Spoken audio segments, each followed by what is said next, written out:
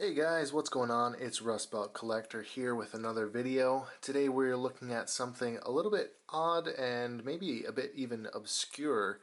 These are some Imperial Troopers made by Takara Tomy out of Japan. This figure here was the first one that I got. We'll talk about him first and then we'll get to these guys, especially that guy.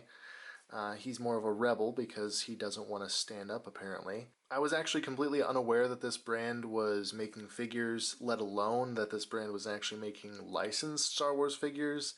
You might be looking at this setup and think, well, these guys are bootlegs or something, but nope, these are all licensed by Disney figures. Now, initially I bought this guy off of AliExpress thinking that he was a bootleg. He's actually die cast, so his torso here is all metal, his arms are plastic and on little swivels, and then his head is also on a swivel. He also does have a torso swivel. I always forget about that because you wouldn't expect that on a metal figure. But yeah, this is an interesting figure that I picked up, and I thought it was a bootleg initially, and that's why I bought it, because I was thinking, well, this will make a great bootleg video. Look at that, a cool metal Stormtrooper. That's unique.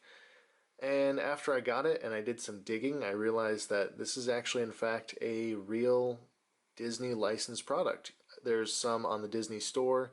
I think there's some I've found on eBay and Amazon, AliExpress, and some Japanese websites as well, where you can get a whole host of different characters. I mean, you can get plain Stormtroopers, there's Shore Troopers, there's R2 units, C-3PO, all the main characters like Luke, Leia, you know, everyone you'd expect. And yeah, they're all in this same style with the solid legs, the pivot torso, the swivel arms that are made out of plastic, the plastic head that's on a swivel. And he did come with an E11 blaster, but unfortunately I misplaced it before this video, so I can't show you that, but basically it fits like you would expect, and you know, goes into his molded hand there. He's got the molded trigger finger and everything, so really interesting. I didn't know that this brand even existed, and so I might pick up a few more of these. I don't know. Unfortunately, they don't really fit with any other scale. They're kind of just set on a shelf kind of figures. They stand up really nicely, though. They're balanced very well. And just as a quick comparison, this is what it looks like next to a vintage collection Sith Trooper, or Sith Jet Trooper, I'm sorry. So they're about 3 inches tall, or maybe like 2 3/4 inches tall. So this was the first figure that I got, and from there I did some research on the Takara Tomy brand, as it were, and I found out that they made these. These are part of a line called the Desktop Galactic Empire, which apparently, from my research, and I could be wrong if someone has more info and can correct me, I'd appreciate that.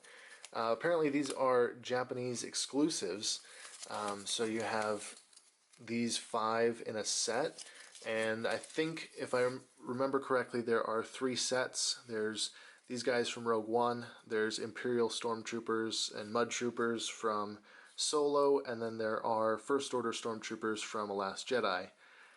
Unfortunately, I made an order for the Solo set. I really wanted the Mud Troopers, and those guys, if you've seen my toy photography, you know I love Minbin. I love the Minbin Stormtroopers and that whole sequence from the movie. But unfortunately, the company sent me this set. I'm not totally disappointed. I reached out to them and I'm waiting to hear back if I can return these. But before then, I figured I'd at least do a video on them to show you guys these, because up until I found them through this guy initially, I didn't even know these existed, and so potentially maybe you guys didn't either. I've only seen them for sale on some very specific Japanese websites, so it might be a little tricky to track these down. These guys also would have come with a box, but because they're being shipped like via the e-packet system overseas, they usually get taken out of the box, and so they just arrive in these little plastic bags inside of a shipping envelope, so nothing too special. First up, we'll take a look at this guy. This is more of an action pose Stormtrooper. I have to say right off the bat, these guys are just made out of plastic. I was kind of disappointed because I was excited thinking that they would be die cast like that guy back there, and that they would just be little die-cast figurines. I knew that they would be smaller scale, but I wasn't expecting them to be made out of plastic, so that's a bit of a disappointment. But yeah, this guy is a action pose Stormtrooper. Pretty good paint apps, especially for the scale. I mean, these guys are really small, and there's a lot of detail sculpted into them. There's a lot of good paint apps that's accurate to what a Stormtrooper should look like. But beyond that, there's nothing really you can say about them. I mean, they're basically just little mini statues. They don't have any articulation. They don't even have a head swivel. So at least this one stands up pretty well. You can just set them down. Next one is just a standard Stormtrooper at attention, I guess. Same thing, really nice sculpt. A little bit less good paint apps. His eye is a little bit wonky on the left side there, or right side, I don't know. One of the sides. This side of his helmet, it's a little bit wonky. But again, he stands up really well, so I guess if you had access to these and you got a decent army, you could have a little desktop Galactic Empire, as the brand suggests. And then you have the Death Trooper Specialist, which is a really, really well sculpted figure. He's got all the little details, the pauldron, the ammo pouches. He's got the sidearm. It's really a cool figure. He's even got little green eyes, like painted in there, along with the mouthpieces, the breathers. Those are painted green. Initially, when I got him out of the package, his feet were kind of sloped backwards, so I had to kind of put them into place before he would actually stand up on his own. Initially, he would just fall over all the time, like this guy. Which brings me to the Death Trooper, just the regular Death Trooper. Again, really good sculpt, good paint apps, looks very cool, very menacing. He doesn't have the pauldron that that guy does, and he's in more of a running pose, and so they included this little base that his leg ought to kind of just slot into, just like that, and ideally that would give him the base to stand on, and it just doesn't really work. I guess you could maybe heat up the plastic and try to repose his legs a little bit. The way that it is molded, it just either falls out of the stand or just falls forward with the stand. It doesn't really want to stand up really well, but sometimes if you're lucky you can get it just right and it will stay like that. But if you bump your desk or something like that, he's just going to fall over like that. So that's an unfortunate one. I wish that he was a little bit better sculpted, just so that he would stand up and, be a good figurine to match these other ones. But that brings us to the last one. This is the Shore Trooper Captain or Squad Leader. I don't really know. He's got the blue markings, but he doesn't have the skirt, so he's a different rank. I don't remember. But he's really nice. He's got a good sculpt all around. He's got the Shore Trooper blaster rifle. I don't remember what exactly that one is called. But good sculpting on the legs, the waistband armor with the pouches. He's got really nice paint apps with that blue, even just a little line there. Really crisp edges here on the shoulder pad.